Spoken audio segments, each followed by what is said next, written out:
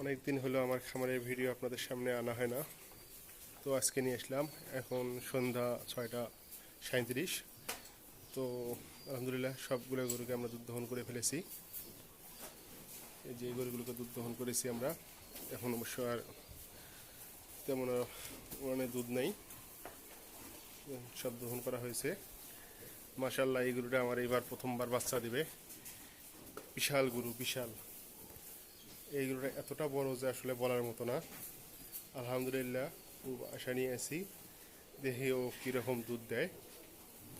বিশাল গরু, আশা করি যে প্রথমবারে ও 25 দুধ দেবে, 25 লিটার দুধ দেবে আশা করি।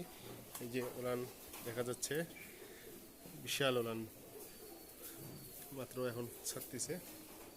যে গরুগুলো সবগুলো দুধ দহন করলাম, এখন অবশ্য সন্ধ্যা, এই জন্য হয়তো অন্ধকার আসতেছে। এই যে এই গরুগুলো সবগুলো দুধ দহন করে ফেলেছি, সব দুধ দহন করেছি। মাশাআল্লাহ, এইগুলো আমার বাচ্চা এবার। আলহামদুলিল্লাহ, এই গরুটা মাত্র 12 মাসে ও প্রেগনেন্ট, তো আশা করি ও অনেক দুধ দিবে। অনেক সুন্দর রূপে গুণে লক্ষ্মী গরু। আর এই মাত্র আমার খামারে একটা দেশি গরু আছে, আপনারা সবাই দেখতেছেন। আসলে এই দেশি গরুটা রাখার পিছনে একটা যথেষ্ট কারণ আছে। কারণটা হচ্ছে প্রত্যেক বছরে বাচ্চা দেয়। আসলে এই ধরনের গরু যদি খামারে থাকে তাহলে লাভবান হওয়া যায়। এই দেশি গরুগুলো খুব লক্ষ্মী হয়। এই গরুটা আমার অবশ্য মাত্র চার দাঁতে সে 3টা বাচ্চা দিছে। সে বাচ্চা হওয়ার কিছুদিন পরে আবার সে গরম গাভিন হয়। সে এখন অবশ্য 8 মাস প্লাস সে প্রেগনেন্ট। ওর বাচ্চা আমার কাছে আছে, আপনাদেরকে দেখাচ্ছি। এই দেখেন এর বাচ্চা, এর বয়স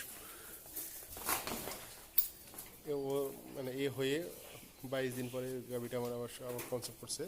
এর বয়স 8.5 মাসের মতো। এ শাহিওয়াল বাচ্চা, অসাধারণ বাচ্চা। আর এই যে এটা আমার শাহিওয়াল আর একটা খুব সুন্দর ব্রিডের বাচ্চা। এই দেখেন কত সুন্দর, অনেক উন্নত মানের বাচ্চা। তো মাশাআল্লাহ, সবাই দোয়া রাখবেন আমার খামারের জন্য।